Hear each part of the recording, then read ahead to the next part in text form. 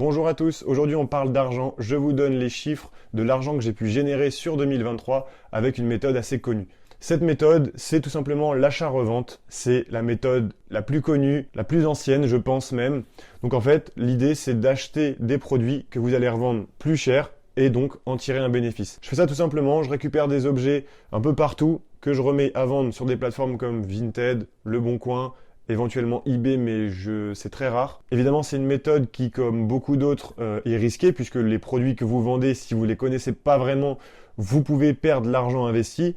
En l'occurrence, moi, je vais vous présenter les gains que j'ai pu faire sur l'année 2023. N'hésitez pas à me dire en commentaire si vous trouvez que les ratios sont plutôt bons en termes de bénéfices. Donnez votre avis, que ce soit positif, négatif, du moment que c'est constructif. Expliquez comment vous procédez éventuellement. N'hésitez pas à échanger. Ça pourrait être super intéressant pour moi et pour la communauté. Donc vous voyez pour commencer le tableau des ventes que j'ai pu faire donc sur l'année 2023. J'ai à peu près tout qui est répertorié. Donc je suis pas là pour vous mentir, vous donner des chiffres fake ou quoi que ce soit. Donc je ne mens pas sur les ventes, c'est pour ça qu'il n'y en a pas beaucoup, parce que je ne fais pas un chiffre énorme. J'ai fait environ, je crois que c'est 16 ventes précisément, mais je tenais à vous les présenter pour vous donner peut-être des petites astuces. Au passage, je vous précise que dans la description, vous pouvez vous procurer un petit document que j'ai produit avec mes ventes justement de l'année 2023, qui récapitule avec le nom des produits, vous pouvez vous rendre compte concrètement de ce que c'est, éventuellement vous en inspirer, et également des petites techniques que j'ai pu trouver. Donc c'est gratuit et c'est dans la description, vous avez juste à le télécharger. Donc vous avez le tableau qui est juste ici, donc vous voyez que j'ai fait un total d'investissement de 1323,66 € pour un chiffre d'affaires de 1716 € et donc un bénéfice de 383,34 €, ce qui représente un pourcentage de environ 30%, 29,64 pour être précis. Donc ça c'est pour vous représenter un petit peu par rapport aux finances actuelles, disons, je pense que vous connaissez tous le livret A, je pense que vous connaissez tous son taux, donc c'est 3%, c'est connu. C'est pour vous dire qu'en gros, ces 1323 € s'ils avaient été sur un livret A, ils auraient rapporté 3%. En l'occurrence, les faire fonctionner avec de l'achat-revente, on est sur des intérêts entre guillemets à 30%. Donc c'est beaucoup plus. Personnellement, je trouve ça plutôt pas mal. Après, je m'y connais pas du tout dans les chiffres, dans les stats, dans les performances et tout ça. J'estime que pour 1300 investis et un retour de 1700, c'est plutôt pas mal. 30%, c'est plutôt ok. Bien sûr, c'est pas 1300 balles qui ont été lâchées d'un coup, évidemment, puisque ça a duré sur toute l'année et ce sont des produits que vous achetez, que vous revendez et ainsi de suite. Donc au final, vous pouvez partir de 50 € et puis arriver sur un total à 1000 € en fait. C'est 200 €. Puis 300 € qui reviennent, donc 300 € réinvestis, et ainsi de suite. Vous comprenez un peu le truc.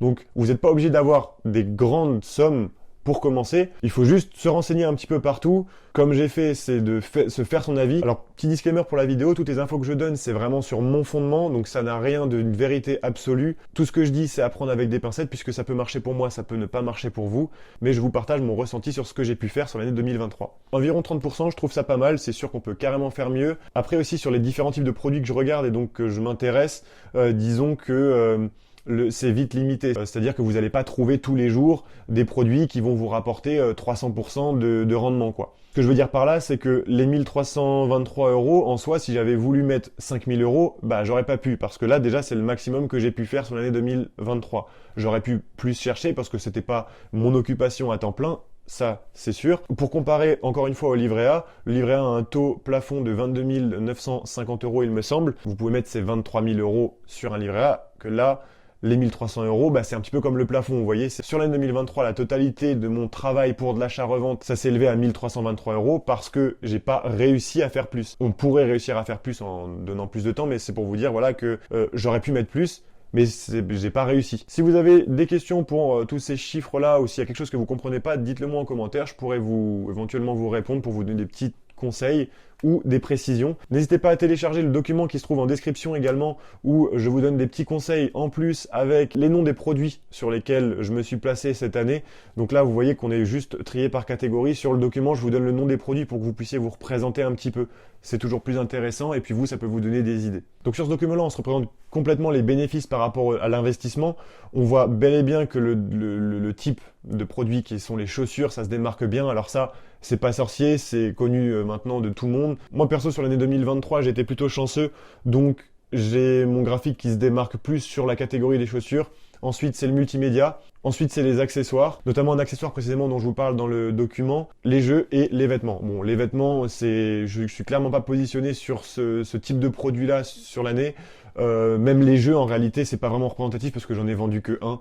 Donc, disons que les deux dernières catégories sont plutôt pas trop représentatives, mais on voit à peu près sur les trois premières ce qu'on peut espérer en fait avec ces différents domaines d'investissement, donc les chaussures. Après les chaussures c'est pareil, comme je vous dis, il faut avoir de la chance ou bien il faut user de stratégie. Multimédia c'est pareil, c'est un peu spécial, il faut pouvoir se procurer du matériel un peu moins cher. Les accessoires, là en l'occurrence, c'est un domaine où j'arrive beaucoup plus à gérer. Donc personnellement pour moi je pense que le plus représentatif c'est plutôt les accessoires, où on se place sur du 25-75. En gros, on est à un quart de bénéfice.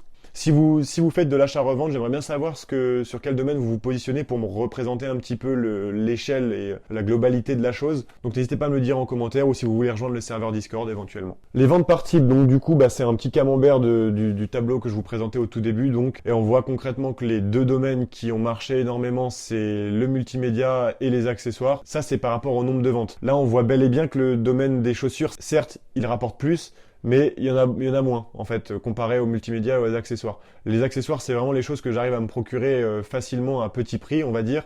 Multimédia également. Mais les chaussures, on voit que là, en termes de vente, comparé aux autres, il y en a moins, parce qu'il y a moins de chaussures. Mais pourtant, le bénéfice est plus gros. Donc c'est pas ça qu'il faut comprendre, tout dépend ce que vous recherchez. Si vous recherchez à faire du gros bénéfice, ou bien si vous recherchez à faire plus de ventes, comparé au deuxième visuel où on voyait que les chaussures, c'était vraiment le domaine le plus rentable. Certes, c'est le plus rentable, mais il y en a moins, donc l'effectif est moindre, donc du coup on se retrouve peut-être un peu avec le multimédia. J'espère que vous arrivez à me comprendre et à suivre, voir un peu ce que je veux dire. Là on voit le bénéfice par type, donc c'est là où on va voir réellement quel domaine se démarque dans le sens où il y a beaucoup de ventes et où le bénéfice est plus gros.